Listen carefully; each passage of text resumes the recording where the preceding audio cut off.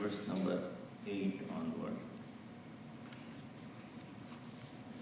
Abhyasa-yoga-yuktena cetasa-nanyagāmina paramam puruṣam divyam yādi-pārtānucintayan kavim purāṇam anuṣāsitaram anoranīyāṃ sam anusmaredyah sarvasya dhātāram-acintya rūpam Aditya-varnam tamasah-parastat prakāle manasācalena bhaktya-yukto yoga-balena caiva bhruvor-madhye pranamāveshya samyak satam param puruṣamupaiti divyam.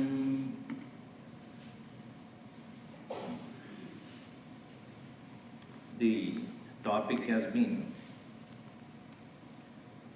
a very interesting, at the same time it brings us the remembrance to the unavoidable fact of quitting from this world. For some people it is kind of bitter. For someone who is so attached to this world, leaving anything near and dear and what is possessed by one is so hard to think. But in any day, every day also, we are actually leaving things and moving forward. And in Hinduism especially, the consolation is you continue to be there. Things may not be there. You never end. Your journey continues. Therefore, the question raised by Arjuna was, at the end of one's life, what one should be doing? Prayana kale, that's why Bhagavan here answered in the verse number 10. Prayana kale, at the time when one is ready to depart. And what is most difficult to control is mana. Even now, it is our mind which is not physically we are attached to anything. We are more attached mentally than physically. In other place also Bhagavan Krishna says, Sarva karmani manasa sanyasya. In 5th chapter he says, having given up your actions in your mind. For any action that we do, before we do, there is a thought about doing comes. So before you came here, you thought about coming, right? Or you came sleepy, and suddenly you woke up at Rameshwaram. That children will be there like that. Many of the kids I see, they are still continuing in the classroom also. Even the impression of their pillow is there in the hair also still. I hope you are not like that. So any action that you do, there is obviously thought is already there. If thought is renounced, action can be taken care of. So it is the mind that is actually doing this. Therefore here he says, Achalena manasa, unmoving mind, uninterrupted mind.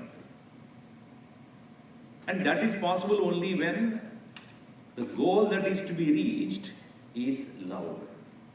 L-O-V-E-D, not loud. If one loves to reach that goal, one is ready to face any kind of disturbance and continue to have the enthusiasm. That's why I often say, when you are planning to go from here to India during this winter or summer, you're so excited. You're going to meet your people and carry many stuff for them, and they all be very happy to receive you. So you will not find any jet lag when you reach there. But when coming back, same routine. More tiredness when you come back here, less when you go, because you are interested to reach and meet people. So therefore, bhaktya yukta. So mind has to have a love for that goal. So that devotion, it plays a very important role in any practice. So he says, prayana kale, at the time of final departure, manasa achalena, with the mind unwavering, bhaktya yukta, with full devotion, and all this including yoga balena, discipline. In fact, in this verse, he has brought so many things into it. Jnanam, bhakti, tata, yoga, all the three he has brought to it. So, achalena manaha means knowledge.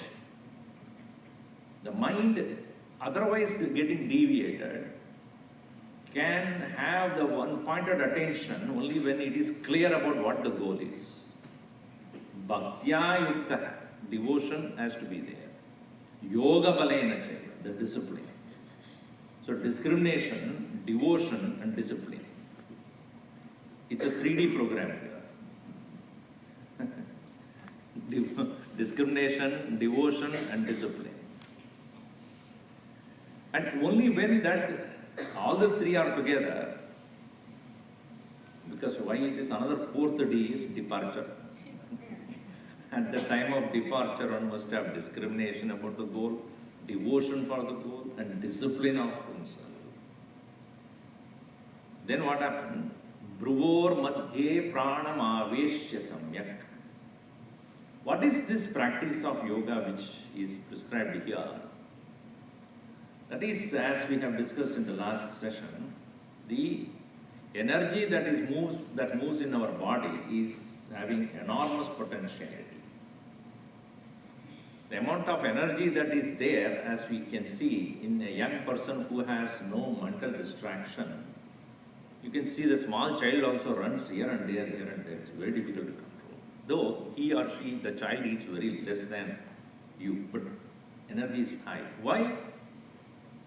Because mental tiredness is not there. Similarly, here, when a yogi sits for ready to leave this physical body, he moves his energy all the way from Mooladhara, the base, all the way up to Agnya Chakra, between the two eyebrows. They are in a straight line. Mooladhara, the base, Swadhisthana is reproductive organ. And then next one is Manipura, that is in the navel. The digestive system starts there. Then you have Anahata, the heart, Vishuddhi, the throat. Then Agnya, that is in between the two eyebrows. They are in this straight line. The energy that is moving from one place to another, and that is an effort. Any energy going down, you don't need to do anything about it. But energy has to move up. Like even water, you have to take it up. You have to have the system that is working. Energy pumping system is necessary for the water to go all the way up. In the same way, in the case of a yogi who is bringing the base energy to the topmost, must have a great amount of concentration and dedicated application. Bruvor madhye pranam aveshya samyak.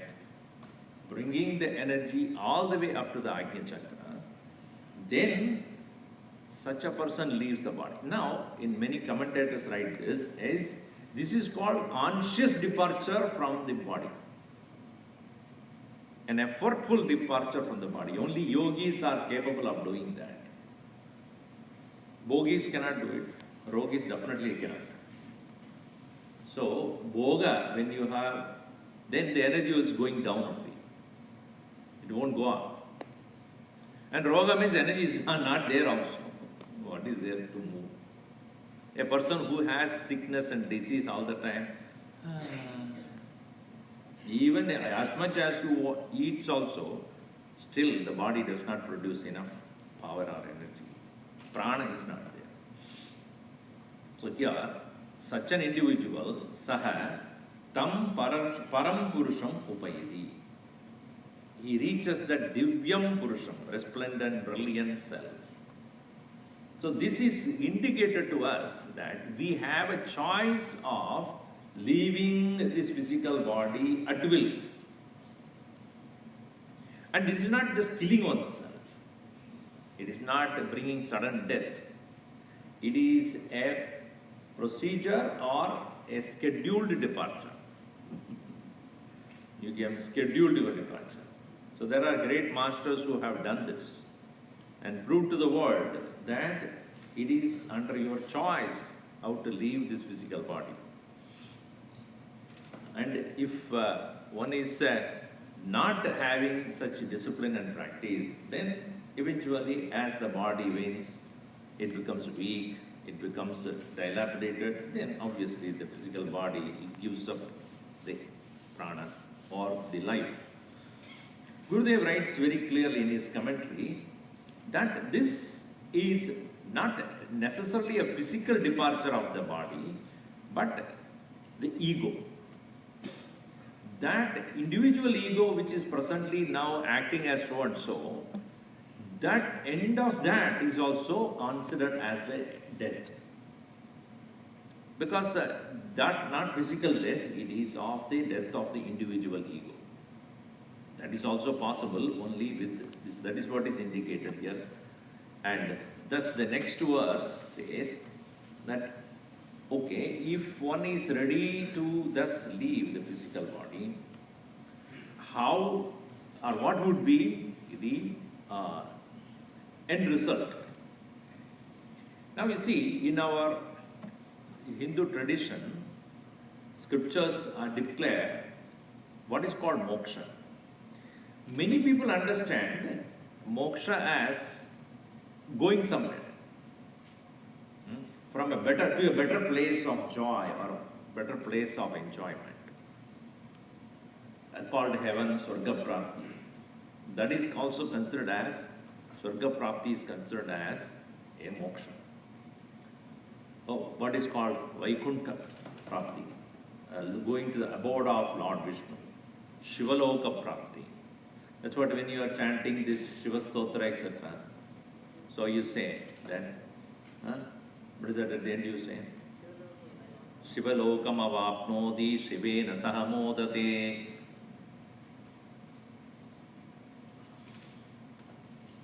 So there are 4 kinds of mukti that is spoken in the Bhakti Granthas. In the devotional scriptures, there are 4. That is called Salokya, Sarupya, Sayujya. Salokya is of the same word. Sarupya is of the same form. Samipya is proximity. And Sayujya means merging. Now these are the 4 kinds of mukti in the world in the devotional scripts we see. And when we say Shivalokam avapnoti, you are reaching the abode of God. Meaning there are many others also, and you will have a special room fixed like a cruise. You go, you already booked your room for that room with the view. So you are going to Salokya Mukti, it is called. Salokyam tava pujane Shiva Mahadevedi sampujane. See, Salokyam tava pujane Shiva Mahadevedi. And when I chant the name of the Lord, then I gain Samipya. Salokya is puja. Samipya is utterance of the name of the Lord. And also it is said the next one is Sarupya. So Salokyam tava pujane Shiva Mahadevedi sankirtane. Then when I am singing the name of the Lord, I go to the proximity of the Lord.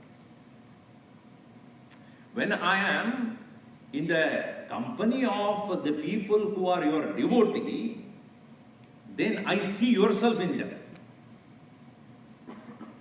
And finally, I know you as me, then become, or me as you, then it's called Sayujya. Puja takes you to Salok.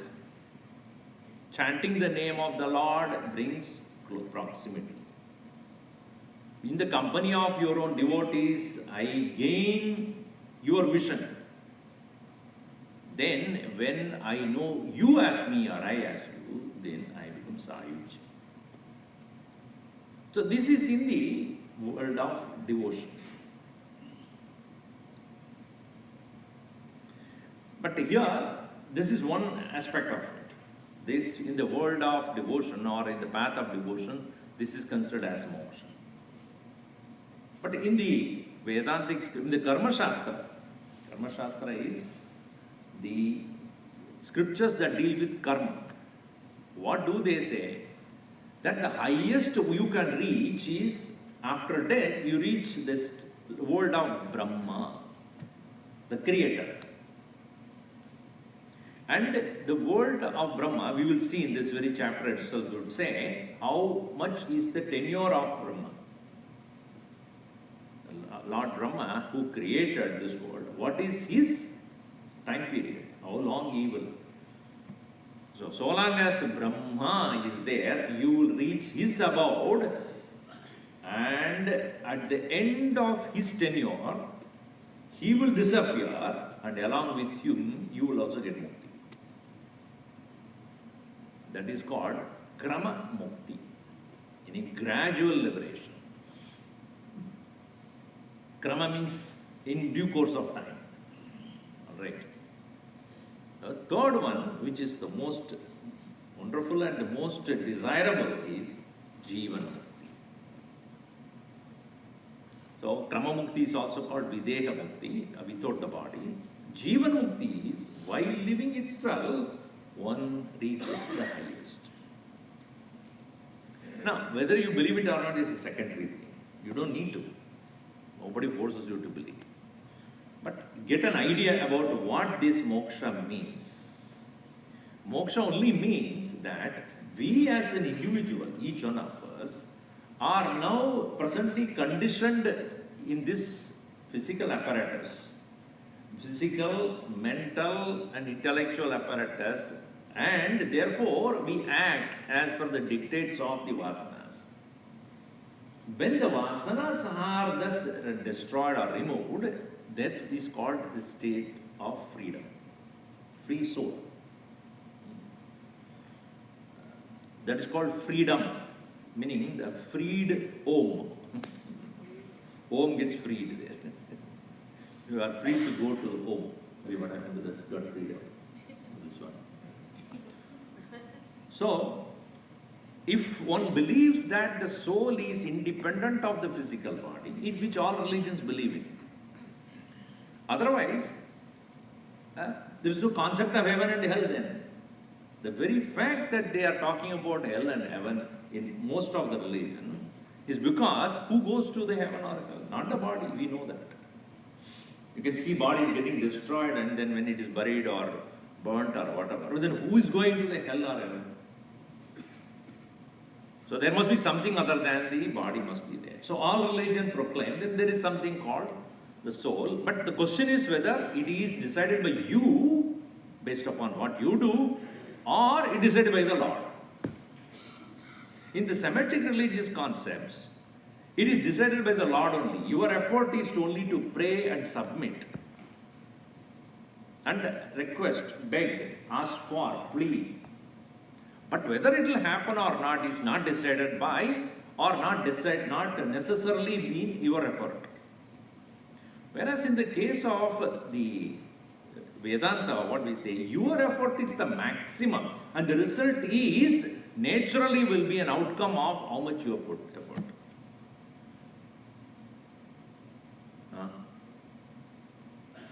And that is the reason why the onus is on your shoulder. Practices you need to do, not somebody else. You cannot say, Bhagavan, if you want, take me. Let me see.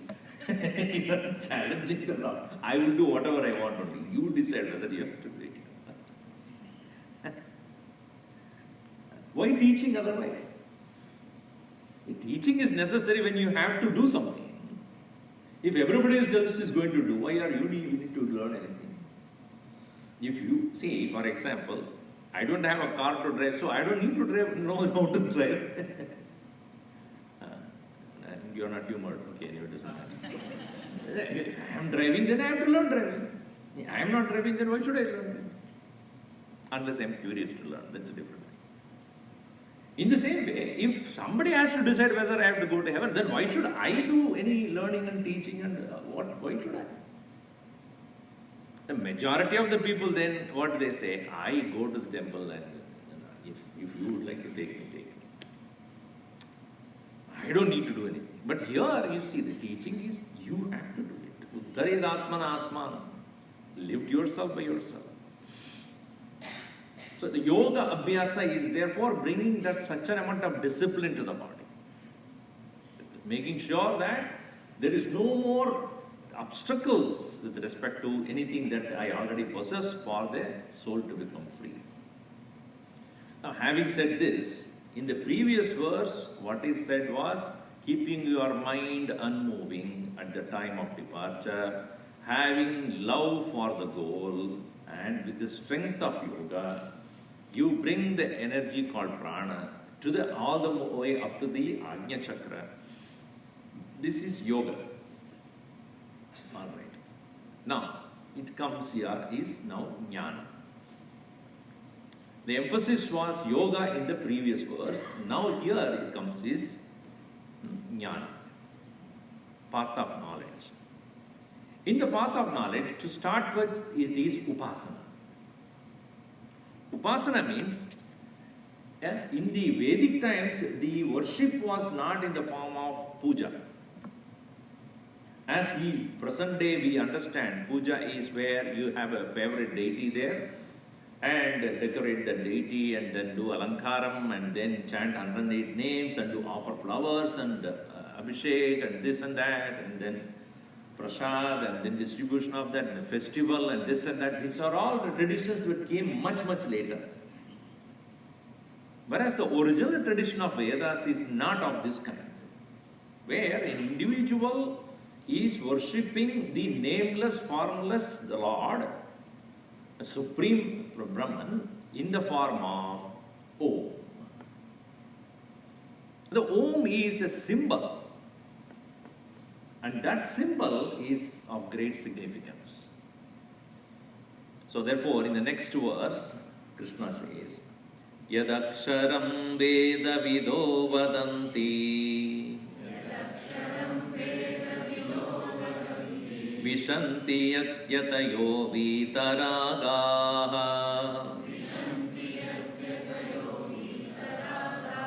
Yadichanto Brahmacharyam Charanti Tatte Padam Sangrahena Pravakshe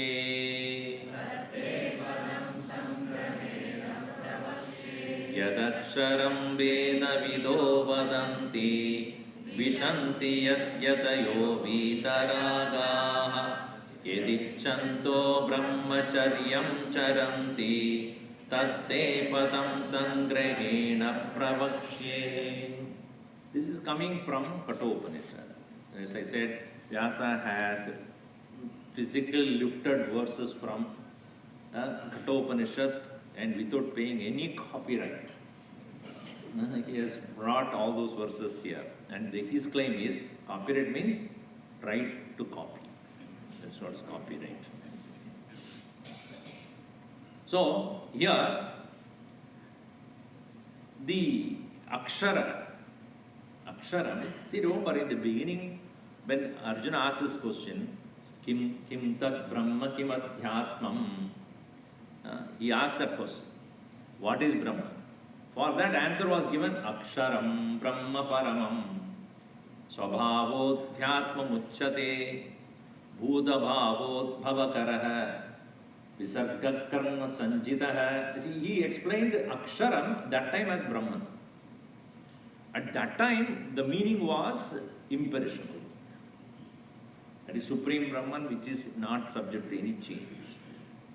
But the same word Akshara is used in the form of a letter. Here.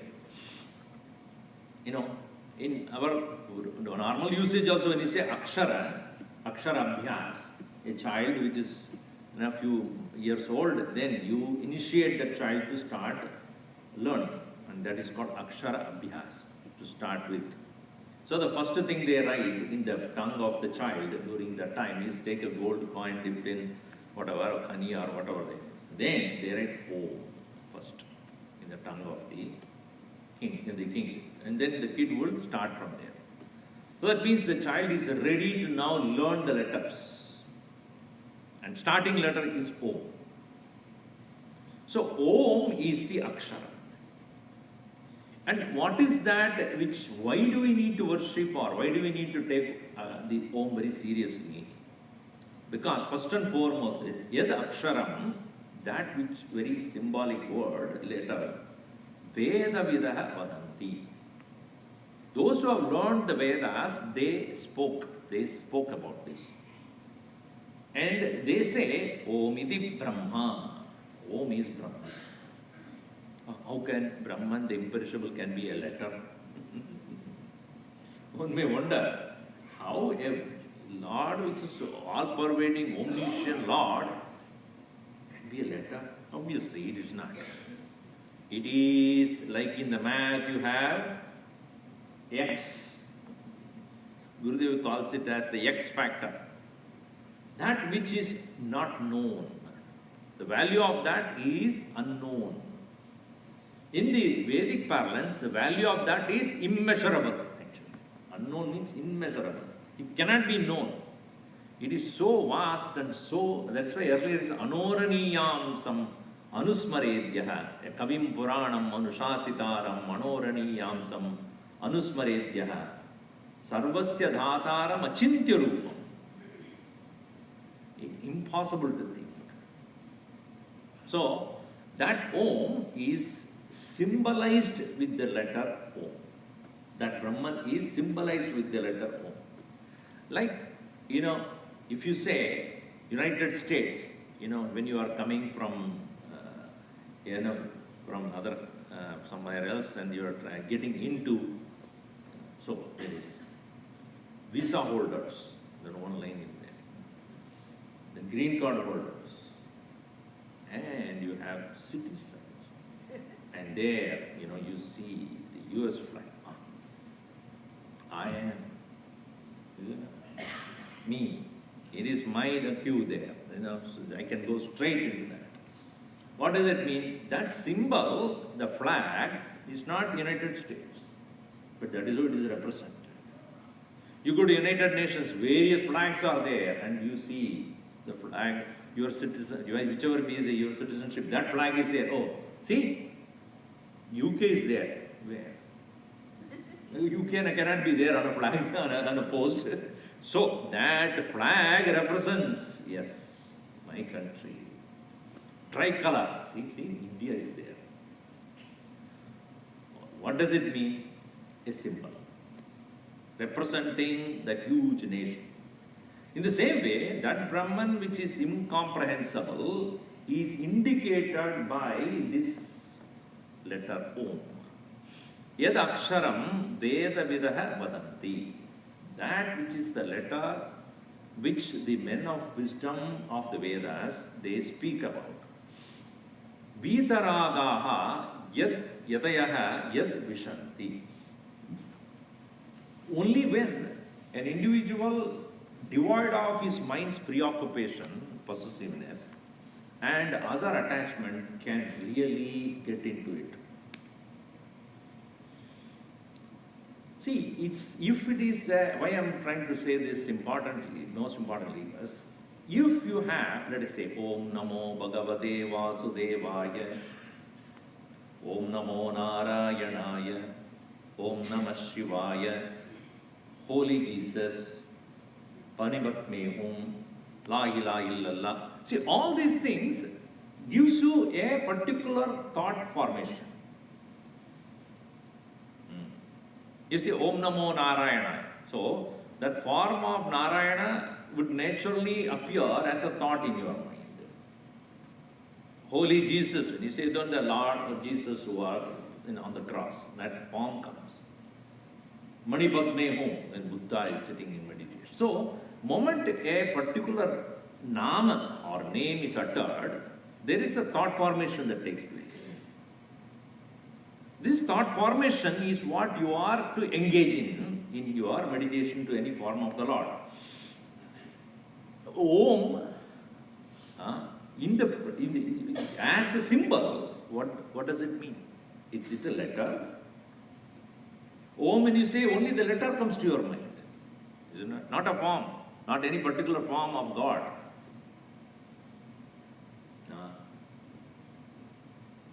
So that letter, how important it is to be understood. That particular letter representing the Lord which is no form.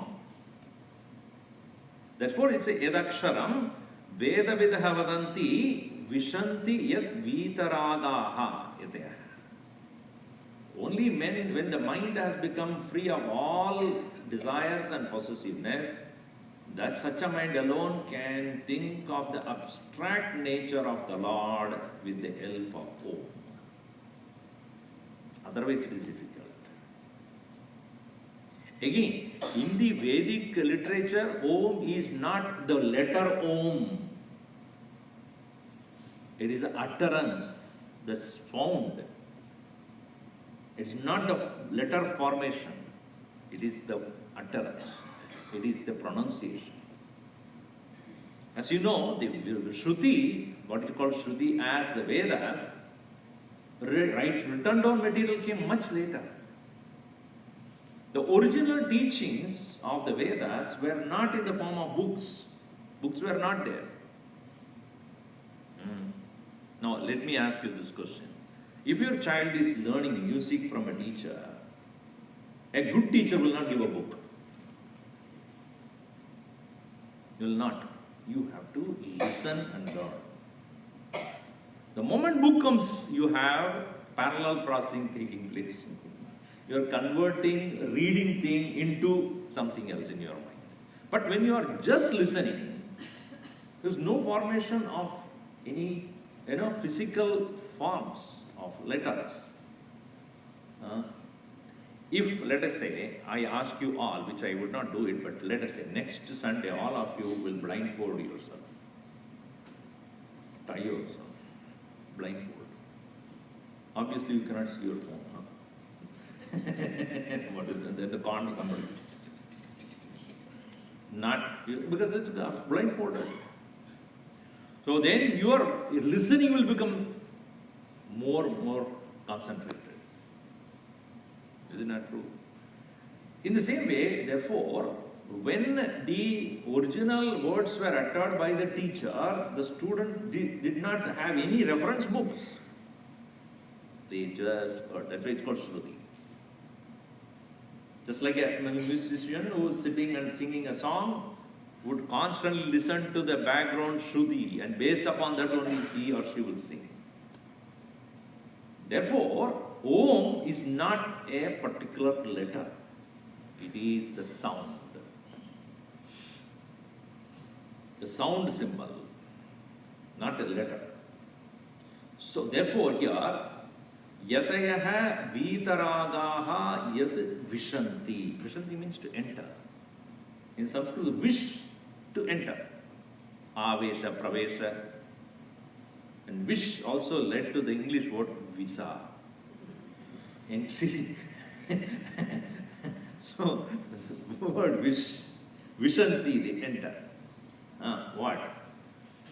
That very thing in which they enter, meaning they contemplate on, and to thus exclusively think about the sound symbol Brahman, you necessarily must have a good amount of self-control throughout the day, throughout the life. And that is called Brahmacharyam. Yadichantaha, desiring which, Brahmacharyam charanti. Again, the point here is that through jnanam, through the path of knowledge, when a person entering into this kind of meditation, he realizes that even to think of anything deeply, you need enormous amount of energy. In fact, most of us get tired nowadays, not because of the physical exertion. Mostly it's mental exertion. You get up in the morning and, do some little exercise here and there and have your breakfast and sit in the car. The car is moving with the gas, etc. And by the time you reach the office, 1 hour of travel, I'm tired. What were you doing? What were you doing? Sitting. You are not like a person who is working in the field. Well, let us say that he is working in the hot sun in a paddy field, taking his instrument there, and then with the hot sun, with the sweaty back, and he is plowing into the land. And if he says 1 hour later, I'm tired, I definitely accept. But you, with the AC on, comfortable seat. Nowadays, you don't even need to drive. You have to keep the hand on the steering wheel and listening to some music and reaching your office. I'm tired. What tired? And nowadays, any car comes also, your car naturally moves. That also you don't need to do. Lane, you don't need to bother. That also you don't. Then what tiredness? And after reaching there, they'll say, let's say you have to go to 10th floor. Do you climb? Ting, ting. Wait for the elevator. And then you get up. As soon as coffee, and sit another place. Tired. Our tiredness is in the mind. I'm telling you, physically how much we are getting tired. Are you like your child going to the playground and running and then going there, playing soccer and there also you sit in one state. Blah, blah, blah, blah. Tired.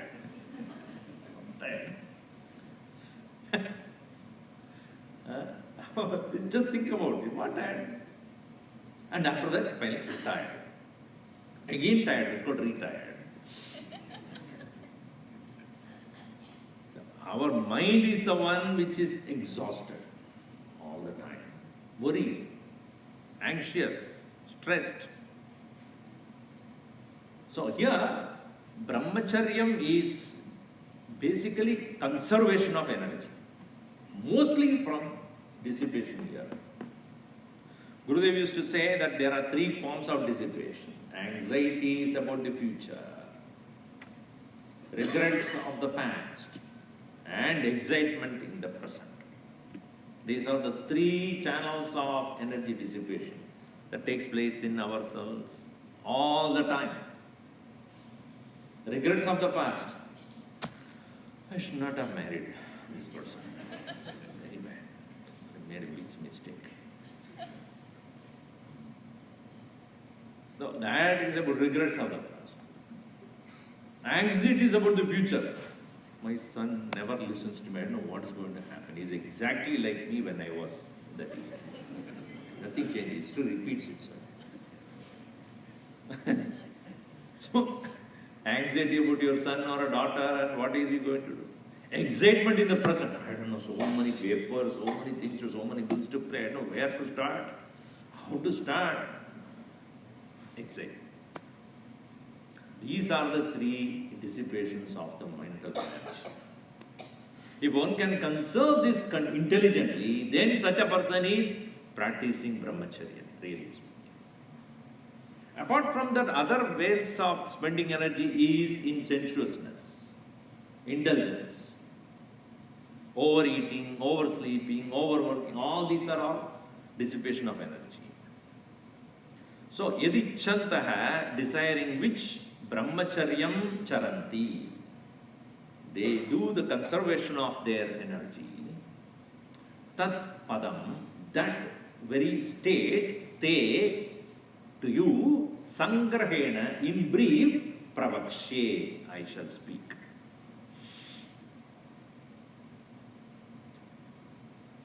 It's very interesting. Yadaksharam veda vido vadanti vishanti yatyadayo vitaragaha yadichanto brahmacharyam charanti tatte padam sangrahena pravakshe. So I shall speak to you about this.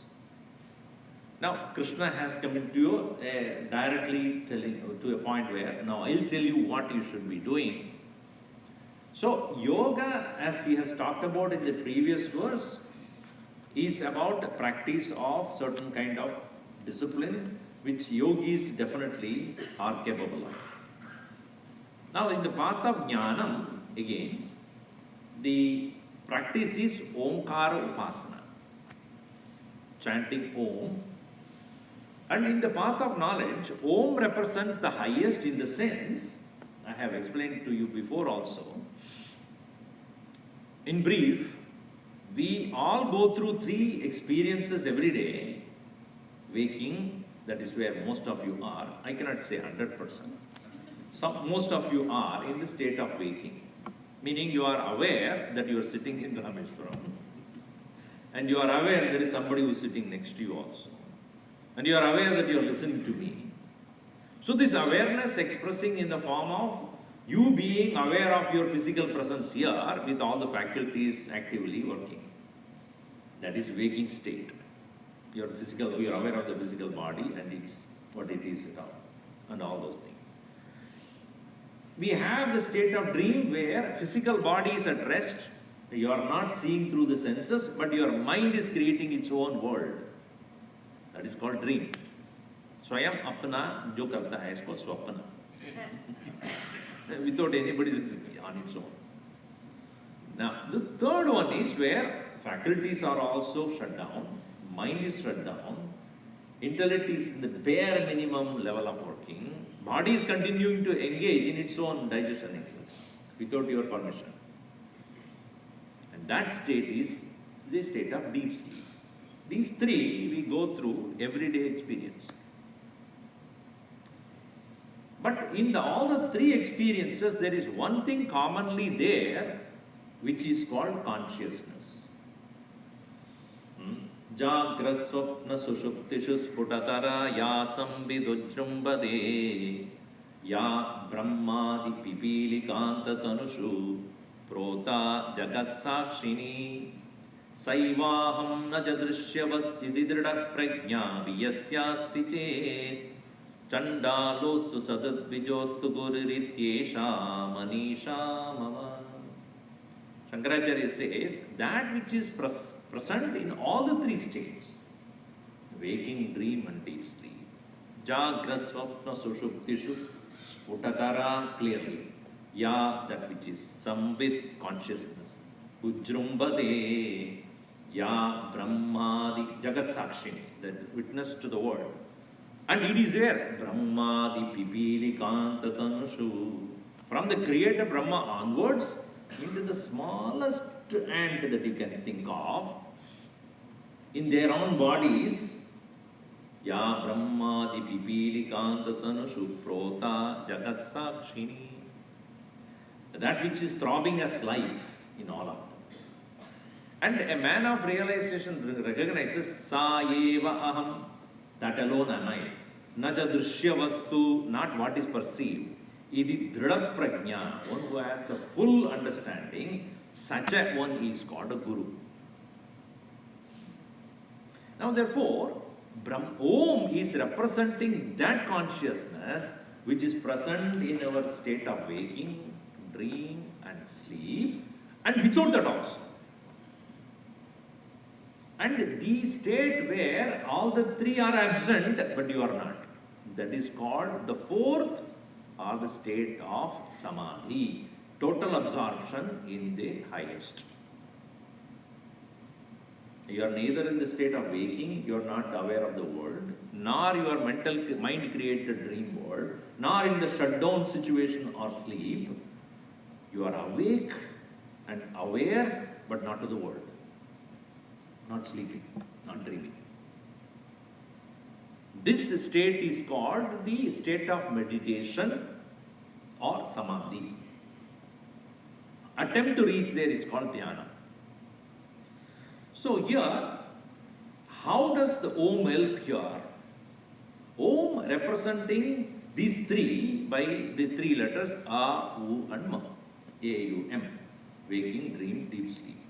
But the silence that follows the Om is the representative of the fourth, Samadhi. So when you are chanting Om, it is not the utterance of these three letters alone, but most importantly, what follows? The silence. That is the practice a person does as Omkara Upasana. That's why in Amrutabindu Upanishad, I think I have quoted this earlier also, that a person should start with chanting the Om, and then it should be followed by the Swarena Sandayet Yogam, Aswaram Bhavayet Param, Aswarena Anubhavena, Abhavo Bhavayishyate. Or Bhavaha Abhavayishyate, both ways you can put it there. So, by Swarena, by the utterance of Om, Sandhayet, engage, Yogam, practice. So, with the utterance of Om, you start. And what you should do? Aswaram Bhavayet. Go to the meditation of now no sound. So, from the sound you start and engage into that silence. Swarena Sandayet Yogam, Aswaram Bhavayet Param. Aswarena Anubhavena, by continuous meditation on that non-utterance. You see, when you come from outside where there is traffic and everything is going on, and then you go to the altar, quiet. It's so quiet. Now, the quietude of the temple will be more experienced by you only when you are coming from the sound. Isn't it?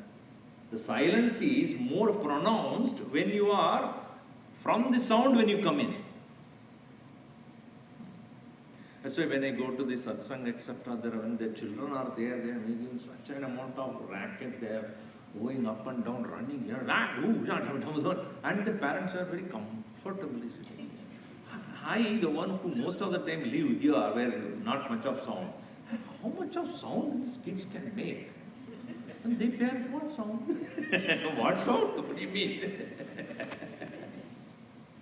I am coming from sound, silence to sound, and it becomes more pronounced there. Especially when you have lived here for quite some time, and then you go to some place where everything is, so much dirt, You lived here, you remember that? You lived in that time, you had no complaints. Nothing comes on time. You grew up here for 20, 30 years, you remember. So, but we can become more pronounced when you are away from it and then come to it. Similarly, sound is there outside, but when you come here, no sound. How is there no sound? It is no sound before also, but you get to know about it more. Similarly, utterance of this A, U and Ma together as Om should be followed by conscious silence. So when you are chanting this, when you are practicing Omkara Upasana,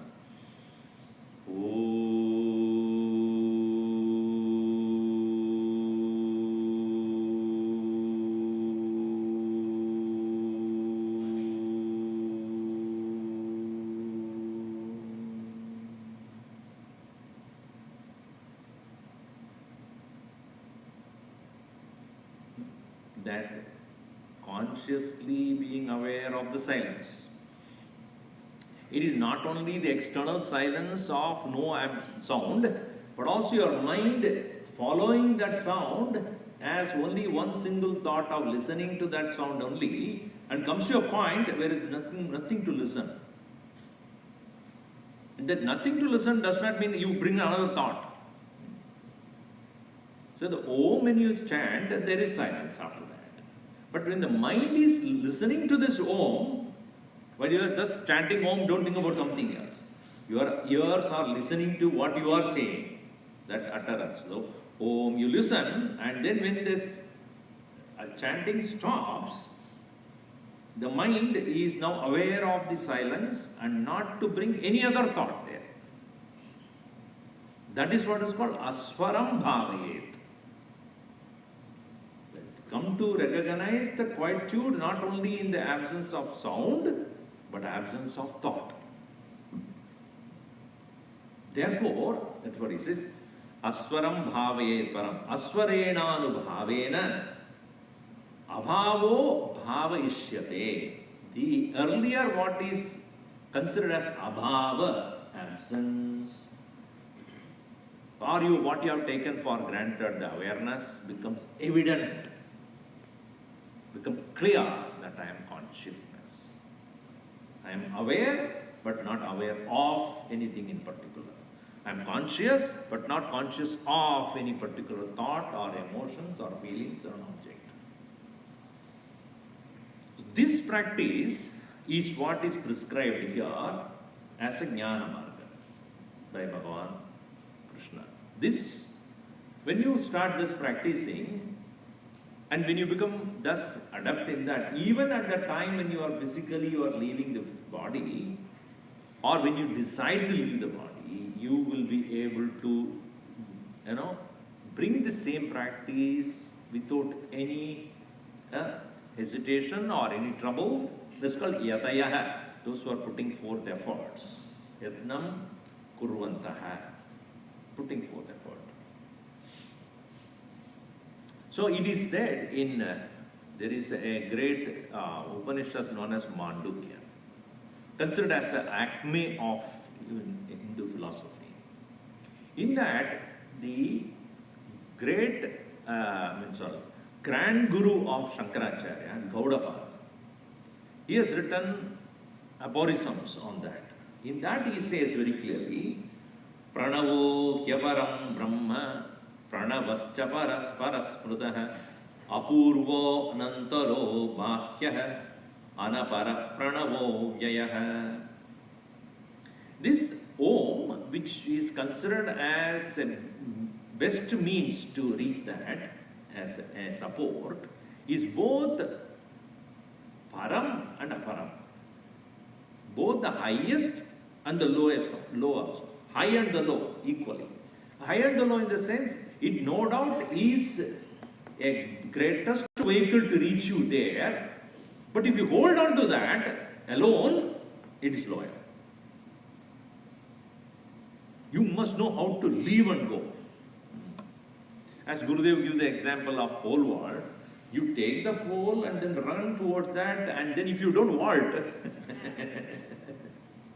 what happens? And then you just come down.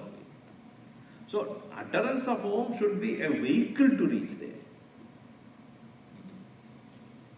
So, Pranavaha aparam brahma, Pranavascha parasmrutaha. And that is very importantly here, Apurvaha. Apurvaha means no more the sound, no more the three letters. Apurvaha. These three which you are uttering, A, U and Ma, that is Purva. Apurvaha means leaving aside that. What does it become? Anantara. There is nothing beyond that. Apurvo nantaro abhahyaha. It is not outside. Anaparaha. With no other effect. Pranavaha avyaya. This is how he puts this aphorism there. Pranavam hi Ishwaram vidyat sarvatsya hridi samstitam sarvavyapinam omkaram matva dhiro na shochati. Pranavam hi Ishwaram vidyat. Understand that itself is the Lord. Where is he? Sarvasya hridi samstitam, sitting in the heart of everyone. And sarvavyapinam omkaram, that omkara which is of omniscient presence, matva dhiro na shochati, knowing which a man of realization has no more anything to worry or grieve about. So, Om is no more a mere letter Om. It represents the highest. A upasana, a symbol holding on to which you will reach the highest. That's why Om is considered as the most sacred, as well as in any of the utterances of any name of the Lord, you always put Om. Om Sumukaya Namaha, Om Ekadantaya Namaha, Om Kapilaya Namaha, Om Gajakarna. So you say Om before also. It's because that Om, the moment you utter Om, you already invoke the highest. And any mantra when we chant, it starts with Om. At the end also Om Shanti Shanti Shanti. So you will say naturally that Om comes in every auspicious utterance. Now, switching back to the yoga practice, Krishna continues here. Sarvadvarani Sanyamya Mano Hridi Niruddhya